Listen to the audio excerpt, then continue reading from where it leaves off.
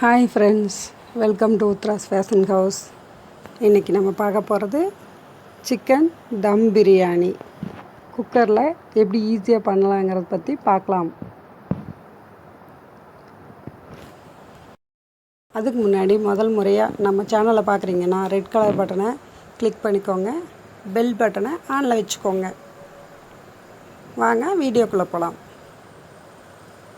தேவையான பொருட்கள்: வெங்காயம், தக்காளி, இஞ்சி பூண்டு பேஸ்ட்டு, பட்டை, சோம்பு, கசகசா, மராட்டி மொக்கு, பிரிஞ்சி இலை, கொத்தமல்லி தழை, புதினா இலை, பிரியாணி பவுட்ரு. குக்கரில் ஆயிலும் நெய்யும் சரி விதத்தில் தேவையான அளவு ஊற்றிக்கோங்க. நெய் கெட்டியாக இருந்தது, அதனால் எடுத்து போடுறதுக்கு அது மாதிரி தெரியுது, வெண்ணெய் மாதிரி. அது நெய் தான். பிரிஞ்சி இலை போட்டுக்கோங்க. மசாலா பொருள் எல்லாமே போட்டுக்கோங்க. பட்டை, சோம்பு இது எல்லாமே போட்டுக்கோங்க.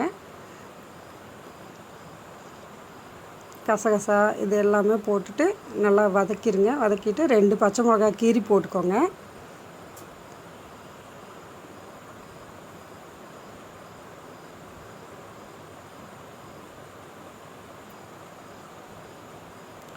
நல்லா மணமாக வர்றப்போ நீளமாக நறுக்கி வச்ச பெரிய வெங்காயம், 2 பெரிய வெங்காயம் அது ஃபுல்லாக போட்டுருங்க. போட்டுட்டு நல்லா வதக்கிடுங்க. நல்லா ப்ரௌன் கலரில் வரணும். ப்ரௌன் கலரில் வர்ற மாதிரி வதக்கிட்டோம்னா அதுவே நல்லா மணமாக இருக்கும். நல்லா வதங்கிருச்சு.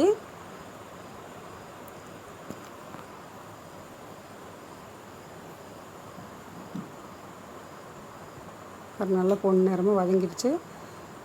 அதுக்கப்புறம் இஞ்சி பூண்டு பேஸ்ட்டு போட்டுக்கலாம். இஞ்சி பூண்டு பேஸ்ட்டு போடும்போது சிம்மில் வைக்கணும், இல்லைன்னா அடி பிடிச்சிக்கும். சிம்மில் வச்சுட்டு நல்லா வதக்கிட்டு இஞ்சி பூண்டு பேஸ்ட்டு வதங்கின விடனே தக்காளி சேர்த்துக்கலாம். தக்காளி சேர்த்து தக்காளி நல்லா வதங்கணும்.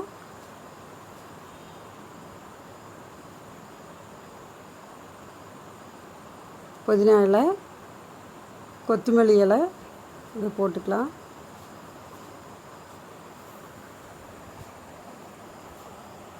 அதையும் போட்டு நல்லா வதக்கிக்கலாம். அந்த புதினா இலை நல்ல வாசம் வந்துச்சு.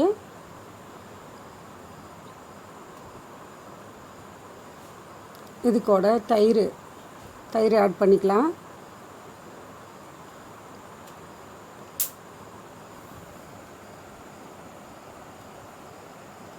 அது நல்லா வதக்கிக்கலாம். மசாலா பொடி அதில் சேர்த்துக்கலாம். நம்மளுக்கு காரத்துக்கு ஏற்ற மாதிரி மசாலா பொடி சேர்த்துக்கலாம். நான் சக்தி மசாலா யூஸ் பண்ணியிருக்கிறேன். உங்களுக்கு எந்த மசாலா பிடிக்குமோ அதை யூஸ் பண்ணிக்கோங்க.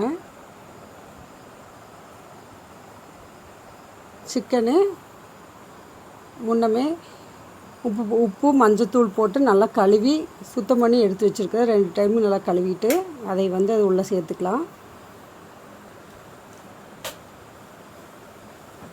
இது ஃபுல்லாக அந்த மசாலா எல்லாம் கோட்டிங் ஆகிற மாதிரி நல்லா வதக்கிக்கணும்.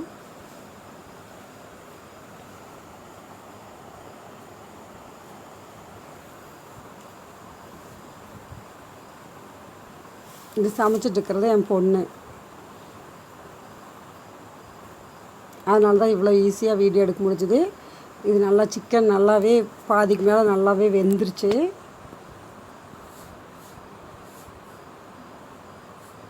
பாருங்கள், நல்லா வெந்துருச்சு. உள்ளே மசாலா ஃபுல்லாக இறங்கிருச்சு.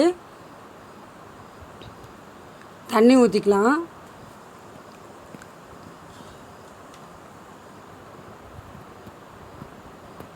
2 டம்ளர் அரிசி எடுத்துருக்குறோம். 2 டம்ளருக்கு 1 டம்ளருக்கு 1.5 டம்ளர் தண்ணி. 2 டம்ளருக்கு 3 டம்ளர் தண்ணி அந்த மாதிரி. இப்போ எப்போ நார்மலாகவே வந்து 1 டம்ளர் அரிசிக்கு 2 டம்ளர் தண்ணி ஊற்றுவோம். இந்த தண்ணி வந்து கம்மியாக தான் வைக்கணும்.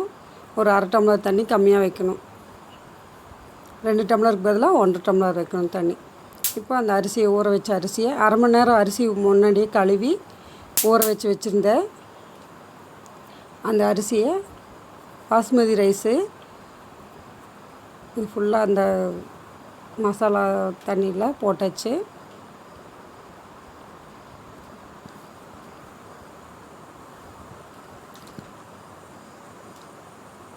போட்டு நல்லா கலந்து விட்டுக்கலாம்.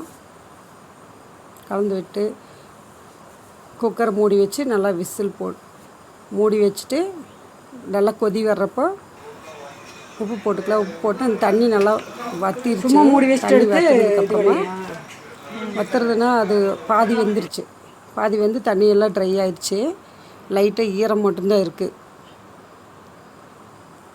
அந்த டைமில் வந்து மூடி வச்சு ஒரு 10 நிமிஷம் விட்டுட்டு கரெக்டாக 10 நிமிஷம் தான் 10 நிமிஷம் விட்டு எடுத்தாச்சு. சூப்பராக கமகமன் பிரியாணி ரெடி. அது மேலே கொத்தமல்லி தழை தூவி பரிமாறலாம்.